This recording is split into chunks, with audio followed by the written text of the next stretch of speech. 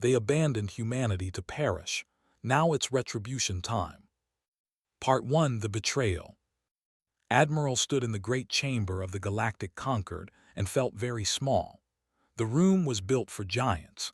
Pillars of living crystal stretched toward a ceiling so high it disappeared into artificial clouds. Floating platforms held the representatives of 12 alien species, each one older and more powerful than humanity could ever hope to become. For 300 years, humans had served the conquered. They fought in their wars, they built their stations, they died in their mines, and in return humanity received the privilege of existence. No voting rights, no council seats, no respect, just the chance to prove themselves useful for another generation. Had spent her whole life believing that patience would win equality. She had been a fool. The ambassador floated on his platform above her. His body was a mass of golden tentacles wrapped around a core of pulsing light. His species had ruled this region of space for 50,000 years. To him, humans were children playing at civilization. "The matter is settled," the ambassador announced. His voice echoed through translation devices built into the walls. "The hollow cannot be stopped. It cannot be reasoned with. It consumes everything in its path. Our only option is retreat." Stepped forward, her boots clicked against the polished floor. Every alien eye turned toward her. "And what about Earth? What about our colonies? 12 worlds, 4 billion people. You cannot simply abandon them." The representative laughed. It was a sound like breaking glass. There were creatures of living crystal, beautiful and cold. "We can," she said, "and we will. The hyperspace lanes to your sector will be collapsed within 6 hours. This will slow the hollow's advance and give us time to evacuate to the far spiral arm." Felt her heart turn to ice. "You're using us as bait." "We are using you as a buffer zone," the corrected.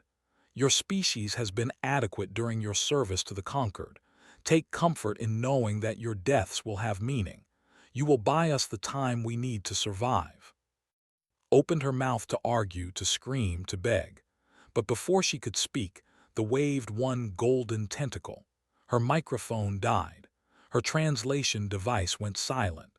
She was just a human woman standing alone in a room full of gods who had decided she did not matter. The vote was unanimous. 12 species raised their support. Not one voice spoke for humanity. Not one hand reached out to help. 6 hours later, the hyperspace lanes collapsed. The last message Earth received from the conquered was a formal notification of their removal from the Alliance. There was no apology. There was no farewell, just silence. On Earth, chaos erupted. Governments fell within days. Riots burned across every major city. People screamed at the sky, cursing gods and aliens alike. 4 billion souls trapped in a cage, waiting for a monster to come and devour them. President watched the fires from his window in the Terran Assembly Building. He was an old man with tired eyes and a back bent by decades of service. He had spent his entire career trying to earn humanity's place among the stars. Now he watched that dream turn to ash. His aide approached carefully. "Sir, the outer colonies are demanding answers. The military is asking for orders. The people need to hear from you." Turned away from the window. For a long moment he said nothing. Then something changed in his eyes. The despair faded. In its place came something harder, something colder.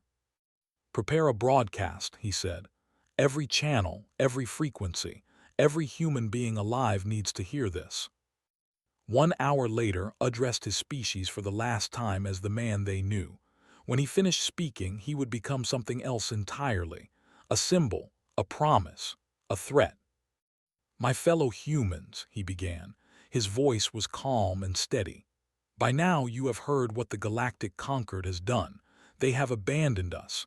They have sealed us in with a monster. They expect us to die quietly while they run away like cowards." He paused. Across 12 worlds, 4 billion people held their breath. "I will not lie to you. The hollow is coming. It has already destroyed civilizations older than the stars themselves. It cannot be bargained with. It cannot be stopped by anything we currently possess. By all logic, by all reason, we should be preparing to die. Leaned forward. His eyes burned with something that had been sleeping inside humanity since the first cave dweller picked up a sharp rock and refused to be prey.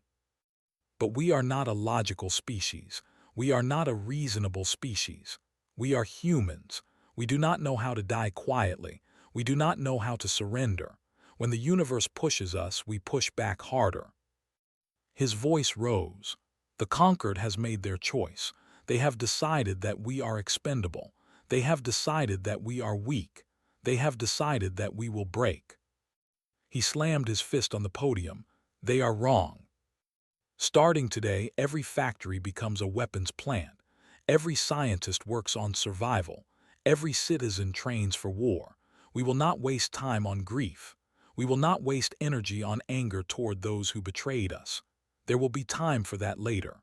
Right now, we focus on one thing and one thing only: survival. Straightened his back. The tired old man was gone. In his place stood something ancient and terrible and beautiful. The hollow wants to consume us. Let it try. We will make ourselves so hard to swallow that we choke it. We will make ourselves so poisonous that we kill it from the inside. And when we are done, when we have survived the unsurvivable, we will turn our eyes back toward the stars.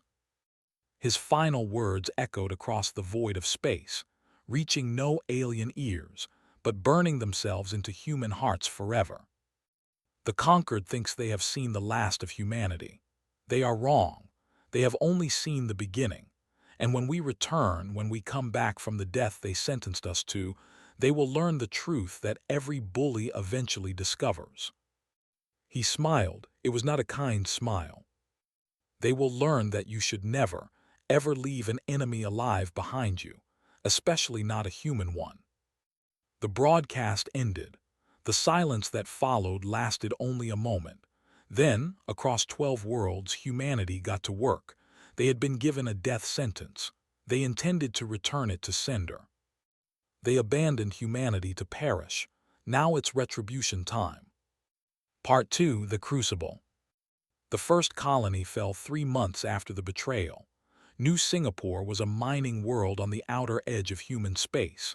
17 million people lived there, digging precious metals from mountains that touched the clouds. They had 2 weeks of warning before the hollow arrived. It came as a tear in the fabric of space itself, a wound in reality that bled darkness and screamed with voices from dimensions that should not exist. Ships that tried to flee were pulled back like fish on hooks. Buildings melted into shadows. People simply stopped existing, erased from the universe as if they had never been born. The last transmission from New Singapore was a child crying for her mother, then static, then nothing. Admiral watched the footage in the war room of the TAS Defiance. Around her, officers stood in stunned silence. Some wept openly.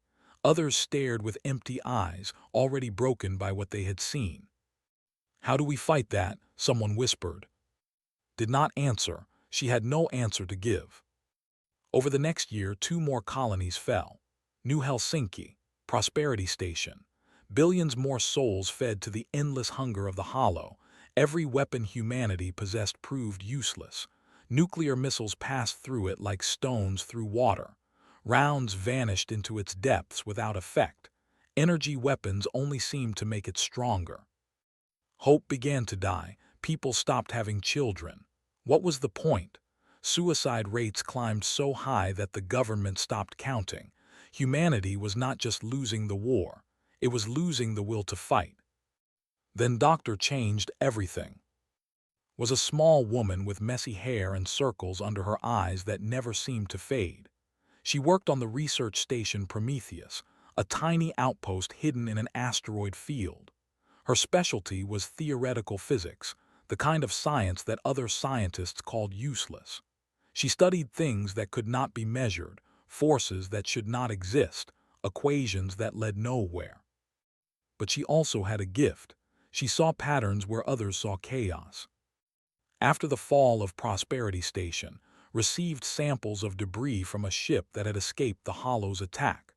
Most of the debris was just twisted metal and melted plastic, but some of it carried traces of something else, energy signatures that did not match any known phenomenon. She studied those signatures for weeks. She ran them through every analysis program she could find. She barely slept. She forgot to eat. Her colleagues worried she was losing her mind. Then at 3 in the morning on a Tuesday, she saw it. The Hollow was not invincible. It was not unstoppable.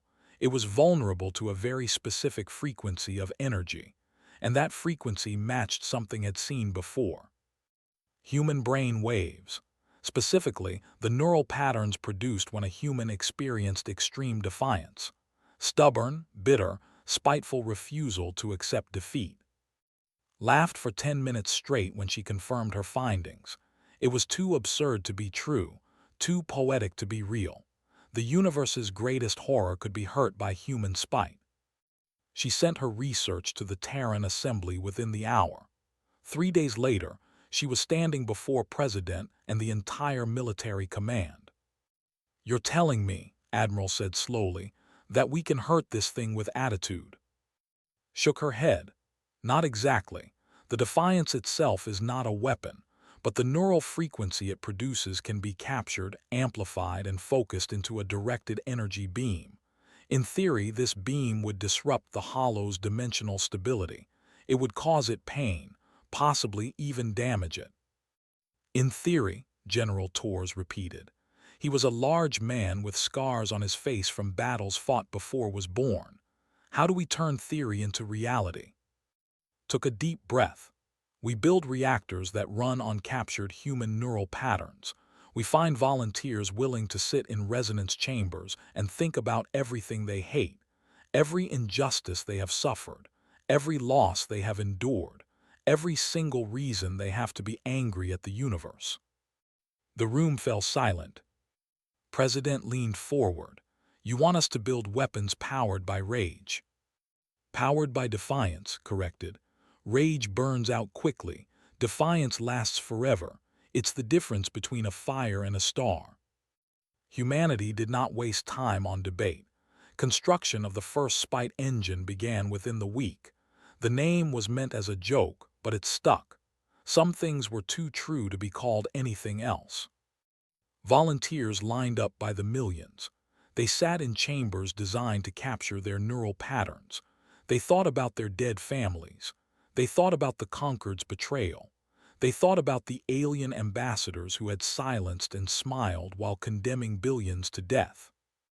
The first Spite engine came online 6 months later. It was installed in a rebuilt warship renamed the TAS Reckoning. The ship was ugly. It was covered in weapons and armor bolted on without concern for appearance. It looked like it had been built by angry people who did not care about beauty. It was perfect. The Reckoning's first mission was to intercept a hollow tendril approaching the colony of New Geneva. Commanded the vessel personally. She stood on the bridge and watched the tear in reality grow larger in the "All hands," she announced over the intercom. "This is the moment. Everything we have lost, everything we have suffered. This is where we make it mean something. Power up the Spite engine, full output." The engine roared to life. The ship vibrated with the captured fury of 10,000 human minds. A beam of pure defiance lanced out across space and struck the Hollow directly. The monster screamed. It was a sound that existed in dimensions beyond hearing, but every person on the ship felt it in their bones. The Hollow writhed. It twisted. It pulled back from the beam like a hand yanked from a flame. And then it retreated. For the first time in history, the Hollow ran away. Watched it disappear into the void. Her hands were shaking. Her eyes were wet. Around her, her crew stared at the empty space where death had been moments before. "Admiral," her first officer whispered, "we heard it. We actually heard it." Nodded slowly. She thought about the ambassador and his golden tentacles. She thought about his casual dismissal of 4 billion lives. She thought about the word he had used to describe humanity. "Adequate." Send a message to command, she said quietly. Tell them the test was successful. Tell them to build more ships. Tell them to build 1,000 ships. She turned away from the. Her face was calm, but her eyes burned with something old and patient and terrible. We're going hunting. They abandoned humanity to perish. Now it's retribution time. Part 3, The Reconstruction. 5 years had passed since the betrayal. 5 years since the Galactic Concord had left humanity to die. 5 years since President had promised the stars that humanity would return. The universe barely recognized what humanity had become. Every human world was now a fortress. Cities were rebuilt with walls of reinforced steel and weapons on every rooftop. Children learned to shoot before they learned to read. Factories ran day and night, producing ships and weapons and armor. Sleep was a luxury. Rest was for the dead. But the Hollow was retreating. Admiral stood on the bridge of the TAS Vengeance, flagship of the Terran Armada. She watched another tendril of the Hollow burn under concentrated fire from a dozen spite engine beams. The monster screamed its dimensional scream and pulled back, leaving behind nothing but empty space and the ghosts of stars it had consumed. Tendril destroyed, her tactical officer reported. That's the 4th this week. The main body has retreated another 12 light-years toward the galactic edge. Nodded. She should have felt satisfied, she should have felt triumphant, but all she felt was tired, so very tired. What's the status of the reconstruction project? She asked. Engineers report 60% completion on Hyperspace Lane Alpha. They estimate full functionality within 8 months. 8 months, allowed herself a small smile. The Concord had collapsed the hyperspace lanes thinking it would trap humanity forever. They had not counted on human stubbornness. They had not counted on human engineers looking at an impossible problem and deciding to solve it anyway. The new lanes were being built from the inside out. Each one required massive amounts of energy and resources. Each one cost lives as workers died in accidents and equipment failures. But humanity did not stop. They could not stop. There was a debt to collect. On the colony world of New Terra, Doctor watched the construction from her laboratory window. She was older now, her hair streaked with gray, her face lined with the weight of everything she had seen. But her eyes were still sharp. Her mind was still restless. The latest determination core designs are ready for testing, her assistant said. The young man was barely 20, born after the betrayal. He had never known a universe where humanity was not at war. We've increased efficiency by another 15%. Nodded. The spite engines had evolved over the years. They were no longer powered by raw anger. The new determination cores were more refined. They captured something deeper than rage. They captured the human refusal to accept defeat. The stubborn certainty that tomorrow would be better than today. The bone-deep knowledge that giving up was never an option. It was, had realized, the most human thing in the universe. Other species could feel anger. Other species could feel fear. But only humans could look at impossible odds and smile. Begin testing, she said, and inform Admiral that the new cores will be ready for the fleet within the month. Across human space, the war machine continued to grow. 10,000 ships had become 20,000. 20,000 had become 50. The TAS reckoning now led a strike force of 300 vessels, each one crewed by people who had lost everything and found something stronger in the loss. But not everyone was focused on the Hollow. In a secure bunker beneath the surface of Earth, a different kind of work was being done. Here, intelligence officers studied everything they could learn about the Galactic Concord: trade routes, military deployments, political tensions, weaknesses. Commander Sarah led this effort.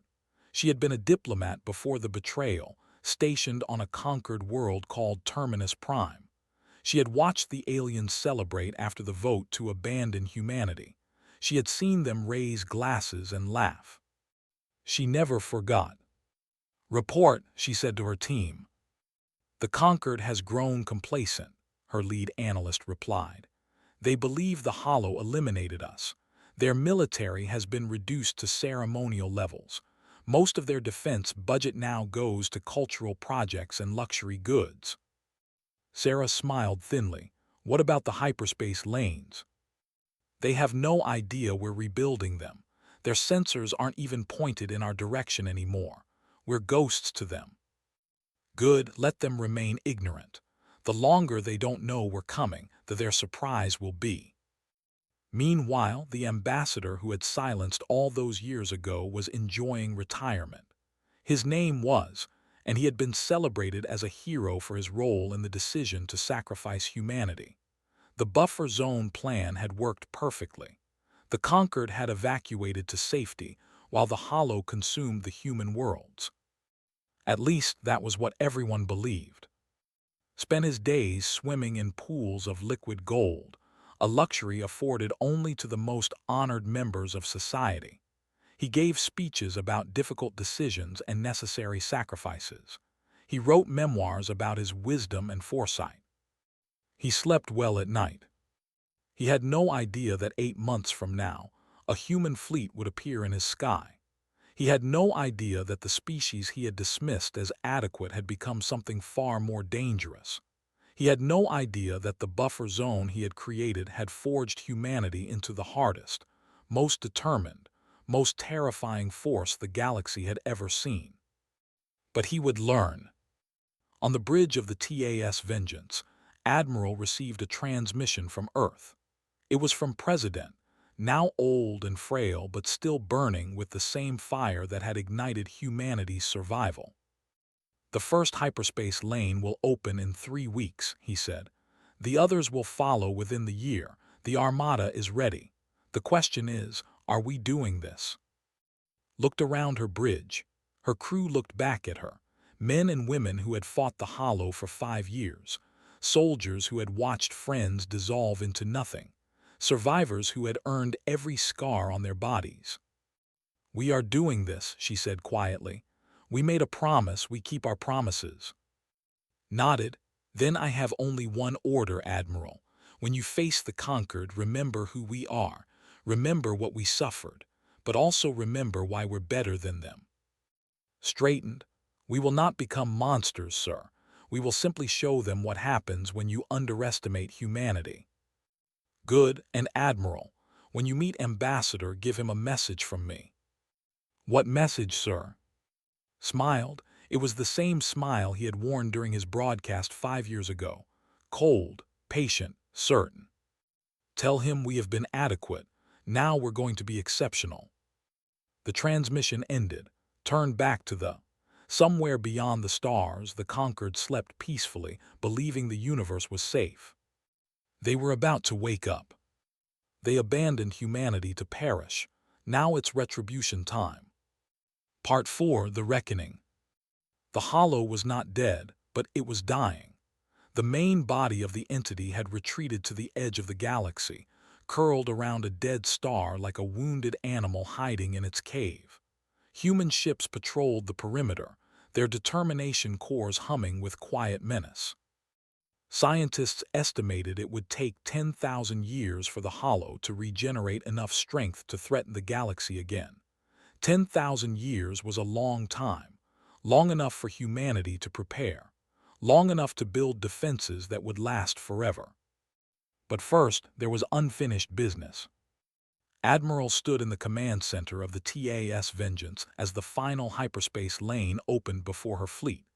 50,000 warships waited in formation, their hulls painted black, their weapons armed and ready.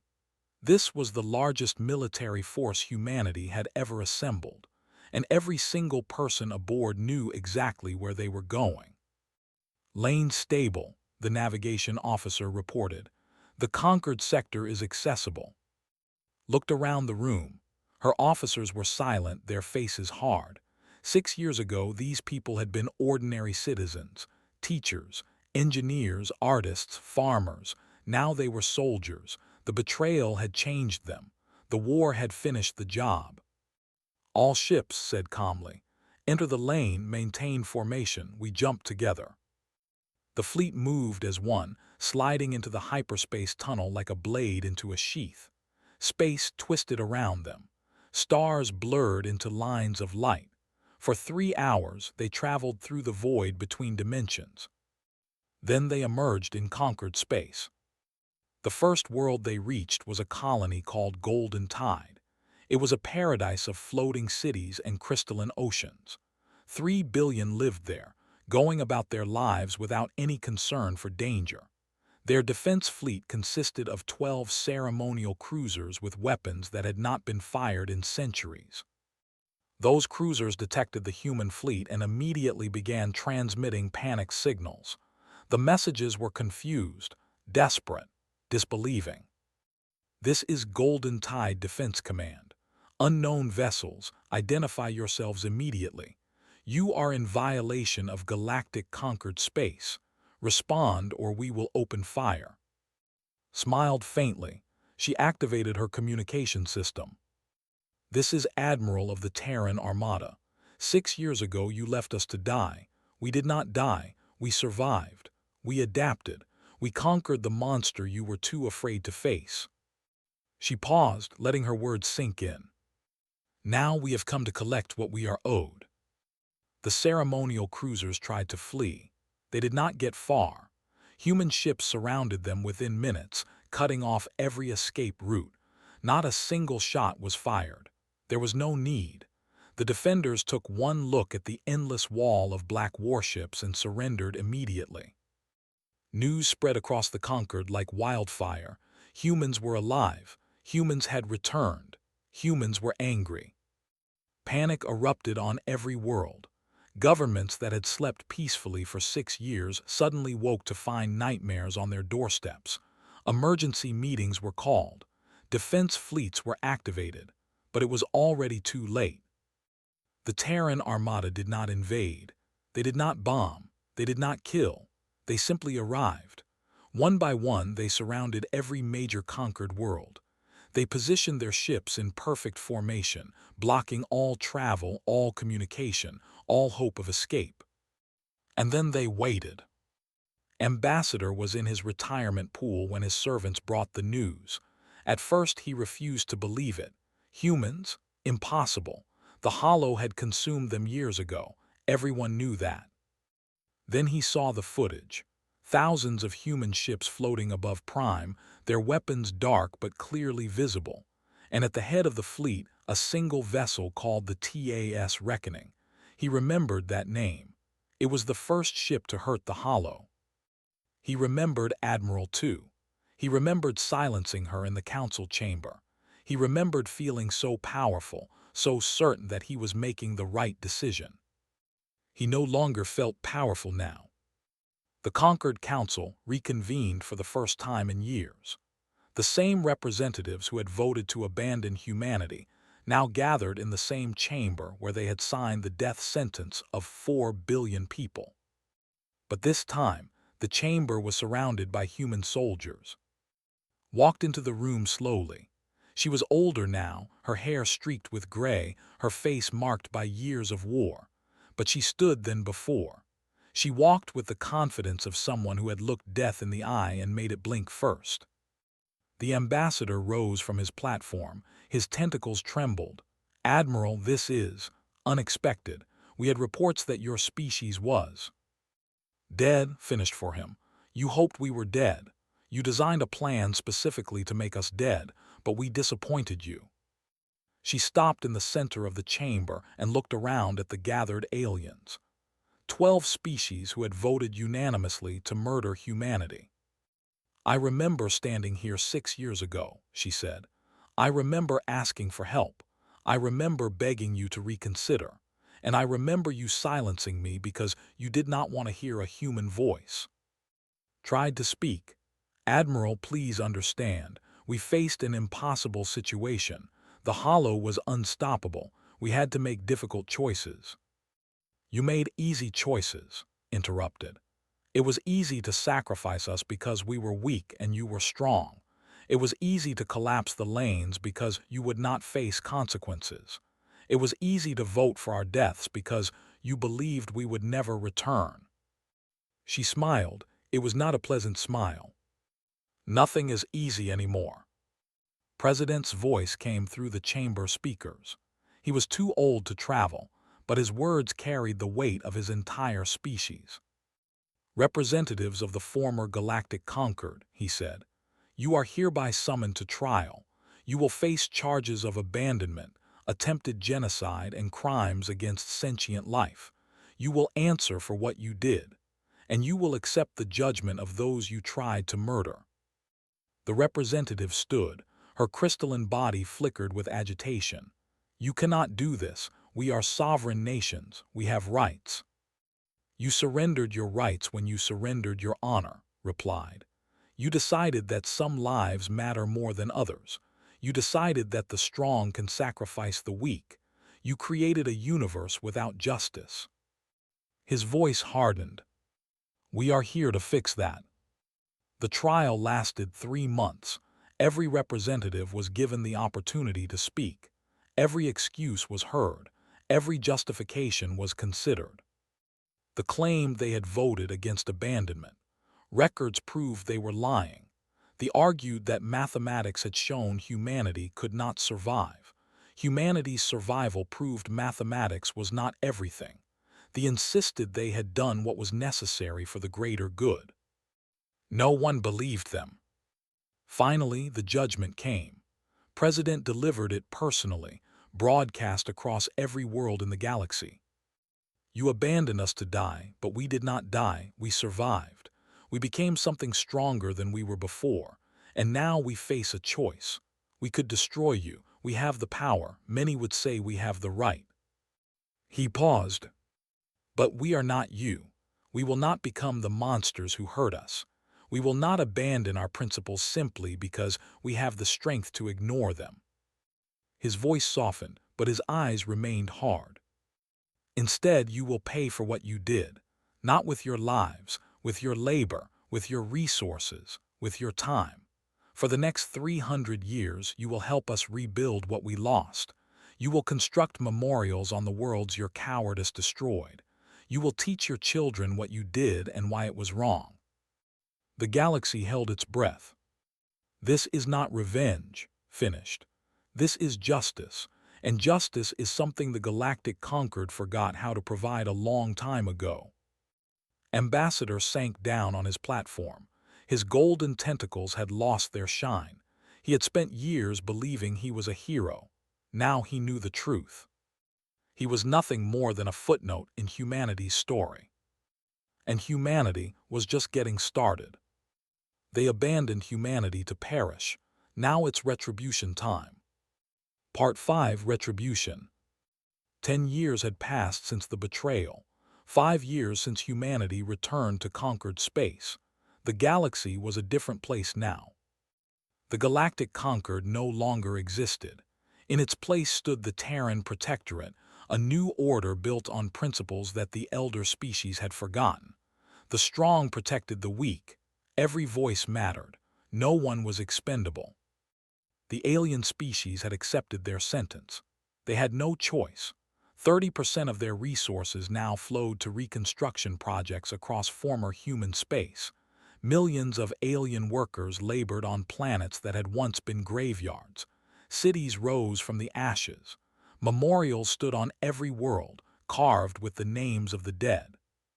On the colony world of New Singapore, where 17 million humans had died when the Hollow first struck, a massive monument now dominated the landscape. It was a tower of black stone reaching toward the sky, surrounded by gardens of earth flowers that bloomed in every color. The names of every victim were carved into its surface, from the oldest grandmother to the youngest infant. Alien visitors came to read those names. They came by the millions. Some wept. Some simply stood in silence, unable to comprehend the scale of what their ancestors had done. Children touched the stone with crystalline fingers and asked their parents why humans had suffered so much. Because we were afraid, the parents answered. Because we thought being strong meant we could hurt the weak. We were wrong. Ambassador was one of those visitors. He came alone, without guards or servants, wearing simple robes instead of his ceremonial gold. He was old now, his tentacles faded to a dull bronze, his movements slow and heavy. He found a single name on the wall and stared at it for hours. It belonged to a human diplomat he had known before the betrayal, a young woman named Sister of Admiral. She had worked in his office, handling trade agreements and cultural exchanges. She had smiled at him every morning and brought him tea from Earth. She had died on New Singapore. She had been visiting family when the Hollow came. There had been no time to escape. Had signed her death warrant and never even thought about her until now. "I'm sorry," he whispered to the stone. "I'm sorry I never." He could not finish. There were no words sufficient for what he had done. On Earth, in the ruins of old Geneva, a different kind of memorial had been built. This one contained every name of every human who had died during the abandonment and the war that followed. 4 billion souls. The list was so long that it took weeks to read from beginning to end. Pilgrims came from across the galaxy to visit. They walked through the memorial in silence, reading names, touching walls, trying to understand. At the base of the monument, an inscription was carved in every known language. "They thought us weak, they thought us expendable, they were wrong. We are humanity, we endure, we overcome, and we never forget." The inscription had been written by President. He had died 2 years ago, peacefully in his sleep, surrounded by his. His final words had been simple: "We did it. We made them remember." Admiral now led the Terran Protectorate as High Commander. She was 60 years old, her hair completely silver, her body carrying the scars of 100 battles. But she still wore her uniform every day. She still walked with the same determination that had carried her through the darkest years of human history. Her office overlooked the memorial. Every morning she looked out at those 4 billion names and remembered why she had fought. Every evening she watched the sunset paint them in shades of gold and red. One morning a visitor came to see her. It was Doctor, the physicist who had discovered humanity's weapon against the Hollow.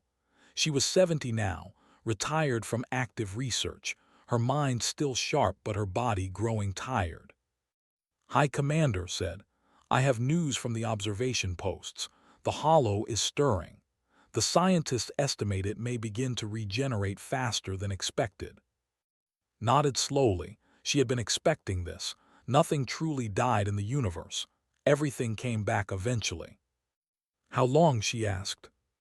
"Unknown, perhaps 1,000 years, perhaps 10,000, but it will return." Turned to look at the memorial. 4 billion names, each one a person who had laughed and loved and dreamed, each one stolen by a monster that should not exist. "Then we will be ready," she said. "We built the determination cores to fight something that could not be fought. We survived something that could not be survived. When the Hollow returns, we will face it again, and we will win again." Smiled. "You sound very confident." "I am confident," replied. "Not in myself, not in any single person. I am confident in humanity. We have proven what we are capable of. We have shown the galaxy that we do not break. No matter what happens next, that truth will never change." She walked to her window and looked out at the sky. Somewhere out there, alien species were still paying their debt. Somewhere out there, memorials were being built on dead worlds. Somewhere out there, children were learning lessons that their parents had refused to learn. "The conquered tried to erase us," said quietly. "They tried to make us a footnote in history. Instead, they made us the chapter that everyone remembers." That evening took a shuttle to the edge of human space. She had one more visit to make. The TAS Reckoning still patrolled the border near the dormant Hollow. It was an old ship now, its hull patched and repaired countless times, its engines replaced and upgraded through the years. But it still flew. It still fought. It refused to be retired. Stood on the observation deck and looked at the void where the Hollow slept. The monster was invisible now, hidden within the dead star it had wrapped around itself. But she could feel it. She could sense its hunger, its patience, its endless desire to consume. A young ensign approached her nervously. He was barely 20, born after the betrayal, raised in a universe where humanity ruled the stars. "High Commander, may I ask you something?" Nodded. "Do you ever forgive them, the aliens, I mean, the ones who abandoned us?" Considered the question for a long moment. She thought about Ambassador and his golden tentacles. She thought about the council chamber and the vote that had condemned 4 billion people. She thought about her sister, whose name was now carved in stone on a dead world. "Forgiveness is a complicated thing," she finally said. "It requires more than an apology. It requires change. The aliens are changing. They are learning. They are becoming better than they were. Perhaps one day their descendants will earn forgiveness from ours." She turned back to the dead star glowed faintly, hiding secrets that would one day threaten the galaxy again. "But we do not forget," she continued. "We never forget, because forgetting is how you let it happen again. Memory is our shield. It protects us from becoming what they were." The ensign nodded slowly. He did not fully understand. He was too young. He had not lived through the darkness. But he would learn, they all would. That was the point. Smiled faintly. It was a tired smile, but also a peaceful one. She had spent her entire adult life fighting, first against the hollow, then against the injustice of the galaxy, now against the slow creep of forgetfulness. She had won every battle, and she would win this one too. "The hollow will wake eventually," she said to no one in particular. "And when it does, humanity will be waiting, not because we want to fight, but because we refuse to lose. We refused once when the galaxy abandoned us. We refused again when the monster came for our souls, and we will refuse forever no matter what threatens us." She placed her hand on the cold glass of the observation window. "That is what it means to be human. We endure, we overcome, we remember, and we never ever give up." The TAS Reckoning continued its patrol, its determination core humming with the captured defiance of a species that had looked into the void and smiled back. Somewhere in the distance, the hollow dreamed of destruction. It did not know that its nightmares had already begun.